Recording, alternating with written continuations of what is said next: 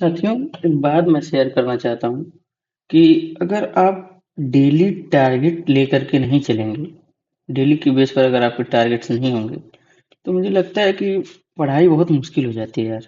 जैसे मैं जॉब करता हूँ, मैं गवर्नमेंट जॉब में हूँ और मेरे लिए बहुत मुश्किल हो जाता है। केवल एक टाइम टेबल अगर आप बना लेते हैं कि इतने बजे ये करना है, इतने बजे ये करना है, इतने बजे ये करना है, तो उस हिसाब से डेली के बेसिस पे चीजें हो नहीं पाती हैं।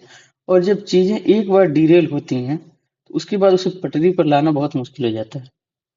तो पहले मैं क्या करता था कि मैं डेली टारगेट्स लिखता था और तब मेरी पढ़ाई बहुत अच्छी होती थी। और इस समय ये चीज हो नहीं पाती है और चीजें डिरेल हो चुकी हैं। इन्हें पटरी पर लाना बहुत मुश्किल हो रहा है। इसीलिए आप लोग अगर पढ़ाई कर रहे हो, सीरियस हैं, सीरियसली आप अगर चाहते हैं कुछ करना लाइफ में, तो प्लीज डेली टारगेट्स लिखिए एक दिन पहले सोते टाइम कि कल मुझे इस सब्जेक्ट में इतना, इस सब्जेक्ट में इतना, जैसे भी आप कंफर्टेबल हो, लेकिन टारगेट्स लिखिए प्लीज। और डेली बेसिस पे उन्हें पूरा करने की कोशिश कीजिए। और शाम को करूंगा, दोपहर के बाद करूंगा, इस टाइप की चीजें नहीं। जब भी आपको समय मिले प्लीज उसे कर लीजिए, तो आपकी पढ़ाई बहुत अच्छी चलेगी। चलिए चलते हैं।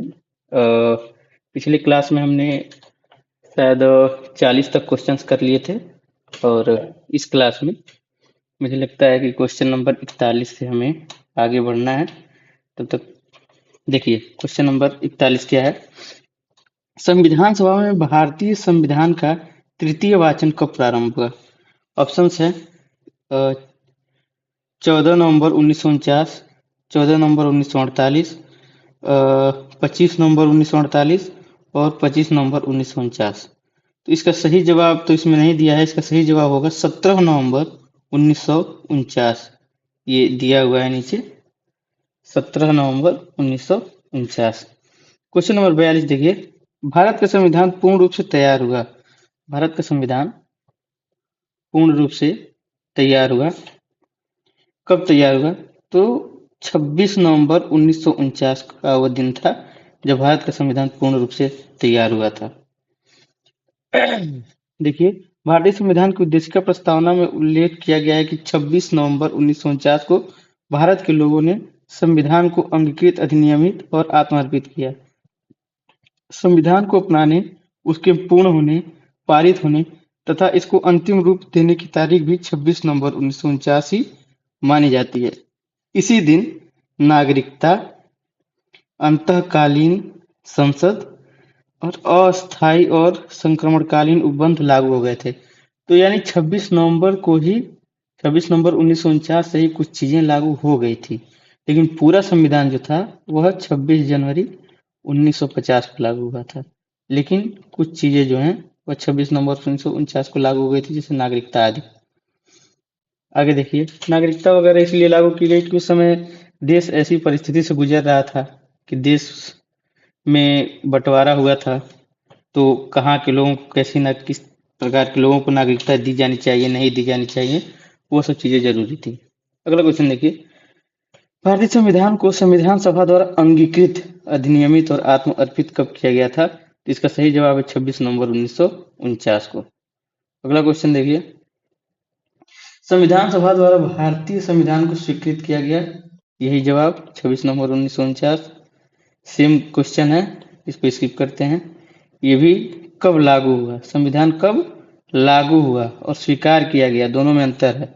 लागू 26 जनवरी 1950, स्वीकार कब किया गया? 26 नवंबर 1949। ठीक है। अगला क्वेश्चन देखिए। संविधान को 26 जनवरी के दिन लागू करने का निर्णय इसलिए लिया गया, क्यों? क्योंकि कांग्रेस ने इस तिथि को 1930 में स्वतंत्रता दिवस के रूप में मनाया था। जो 26 जनवरी की तिथि है, इसी तिथि को 1930 में कांग्रेस ने स्वतंत्रता दिवस के रूप में मनाया। इसीलिए इसी तिथि को संविधान को लागू करने के लिए उपयुक्त माना गया और संविधान इसी दिन लागू किया गया। अगला देखिए। भारतीय संविधान दिवस कब मनाया जाता है? जब इसे स्वीकार किया गया था, ठीक है, न कि लागू किया गया था। तो इस बात में कंफ्यूज नहीं होना है, 26 नवंबर को ही मनाया जाता है संविधान दिवस। अगला क्वेश्चन देखिए। भारतीय संविधान को अपनाया गया किसके द्वारा? संवैधानिक सभा द्वारा, ब्रिटिश संसद द्वारा, गवर्नर जनरल द्वारा या भारतीय संसद द्वारा? तो भारतीय संसद बनी नहीं थी, कौन थी? संविधान सभा आई थी। तो जो बनाएगा वही स्वीकार करेगा। तो किसके द्वारा अपनाया गया? यह संविधान सभा के द्वारा अंगीकृत, अधिनियमित और आत्मर्पित किया गया। भारतीय संविधान को 26 नवंबर 1949 को किसके द्वारा अधिनियमित किया गया? संविधान सभा, जाहिर सी बात है। अगला क्वेश्चन, ये भी अधिनियमित, आत्मर्पित, सेम क्वेश्चन है, इसको स्किप करिए। अगला है, बी आर अम्बेडकर का संविधान सभा में निर्वाचन हुआ पश्चिम बंगाल से, बम्बई प्रेसिडेंसी से, तत्कालीन मध्य भारत से या पंजाब से? तो इनका जो निर्वाचन था वह बम्बई प्रेसिडेंसी से हुआ था। पहले बंगाल से हुआ था, लेकिन वो पूर्वी पाकिस्तान में चले जाने के बाद इनको वहां से एक कांग्रेस के लीडर थे, उन्होंने अपनी सीट खाली की, एम आर जयकर ने त्यागपत्र दिया और वहां से ये चुन करके आए थे। फिर देखिए, डॉक्टर बी आर अम्बेडकर का जन्म और मृत्यु कब हुई थी? तो एमपी के महू में इनका जन्म हुआ था 1891 में, और इनकी मृत्यु 1956 में हुई थी। देखिए, महू, मध्य प्रदेश। क्वेश्चन है, निम्नलिखित कथनों पर विचार कीजिए। तृतीय गोलमेज सम्मेलन के विचार विमर्श की परिणति भारत सरकार अधिनियम 1935 के पारित होने के रूप में हुई। दूसरा है, भारत सरकार अधिनियम 1935 ने ब्रिटिश भारत के सूबों और भारतीय रियासतों के एक संघ पर आधारित ऑल इंडिया फेडरेशन के गठन का उपबंध किया। तो दोनों स्टेटमेंट सही है। एक्सप्लेनेशन भी दे सकते हैं। नवंबर-दिसंबर 1932 में लंदन में आयोजित तीसरे और अंतिम गोलमेज सम्मेलन में इसमें से कांग्रेस जो है केवल एक गोलमेज सम्मेलन में शामिल हुई थी, आई थिंक सेकेंड वाले में, और वो भी गांधी जी कांग्रेस के एकमात्र प्रतिनिधि के रूप में वहां गए हुए थे। मुझे यहाँ तक याद आ रहा है सेकेंड वाले में, अगर मैं गलत हूं तो प्लीज सही करिएगा। इस सम्मेलन में भारत सरकार अधिनियम 1935 के लिए एक ठोस योजना को अंतिम रूप में पेश किया गया। इसमें ब्रिटिश भारत के सूबों और भारतीय रियासतों के एक संघ पर आधारित ऑल इंडिया फेडरेशन यानी फेडरेशन ऑफ इंडिया भारत संघ के नाम से के गठन का प्रावधान किया गया। चलिए, आजकल ये क्वेश्चन जो कथन कारण वाले हैं इनकी संख्या बढ़ गई है, इसको ध्यान से देखते हैं। भारत का संविधान देश की आवश्यकताओं की पूर्ति करता है। तो पूर्ति करता है तभी तो संविधान है, तो ये तो अपने आप में सही है। इसको एक गृहीत संविधान कहा जाता है, तो ये भी सही है।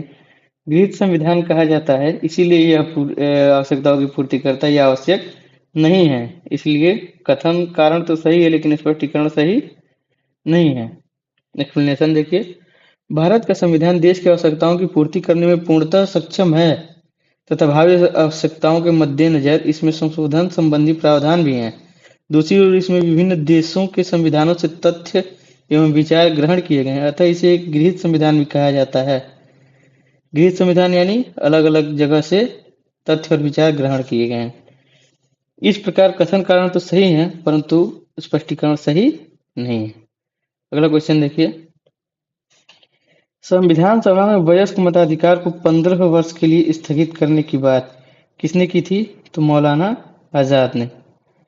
मौलाना आजाद ने कहा था कि 15 वर्षों के लिए वयस्क मताधिकार को स्थगित किया जाए, परंतु डॉक्टर राजेंद्र प्रसाद और पंडित नेहरू ने इसका विरोध मतलब वयस्क मताधिकार को अपनाने का जो है समर्थन किया था और उनकी उस बात का विरोध किया था जिसमें उन्होंने कहा कि 15 वर्षों के लिए स्थगित होना चाहिए।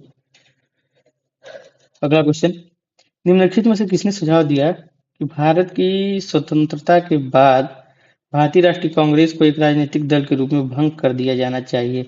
इस पर आज भी बहुत ज्यादा डिबेट होती है। अक्सर आप सुनते होंगे कि गांधी जी ने यह बात कही थी कि एक राजनीतिक दल के रूप में कांग्रेस को अब समाप्त कर देना चाहिए। अगर आपको चुनाव लड़ना है तो आप उस कांग्रेस को नहीं, आप दूसरे दल के साथ आइए, लेकिन ऐसा किया नहीं गया। अब जो भी परिस्थितियां रही हों, और फिलहाल ये जो कथन है, यह जो विचार है वो महात्मा गांधी का है। आगे अगला क्वेश्चन, निम्नलिखित में से किसने कहा था एक संविधान एक मशीन की तरह बेजान चीज है, इसमें वे लोग जीवन फूंकते हैं जो इसका नियंत्रण करते हैं। भारत में बस कुछ ईमानदार लोगों की आवश्यकता है जिनके लिए राष्ट्रहित सर्वोपरि है। यह कथन किसका था? तो डॉक्टर राजेंद्र प्रसाद, जो हमारे पहले राष्ट्रपति थे। अगला क्वेश्चन है, अपनी राष्ट्रवादी प्रतिक्रिया में भारतीय संविधान के निर्माताओं ने अल्पसंख्यकों के हितों तथा भावनाओं के महत्व को कम करके आंका। यह कथन किसका है? आइवर जेनिंग्स का। ठीक है। अगला क्वेश्चन 60 नंबर, शायद इस चैप्टर का लास्ट नहीं, इसके बाद भी। किसने कहा था संविधान सभा कांग्रेस थी और कांग्रेस भारत था? ये कथन ऑस्टिन का था। ठीक है। अगला क्वेश्चन है, संविधान सभा में कुल कितनी महिला सदस्य थी? तो यह थी 15 महिला सदस्य संविधान सभा में थी। तो इस तरीके से यह आखिरी क्वेश्चन समाप्त हुआ। अगले क्लास में हम यह नोट देखेंगे, संविधान सभा की प्रमुख समितियां। ठीक है। जय हिंद।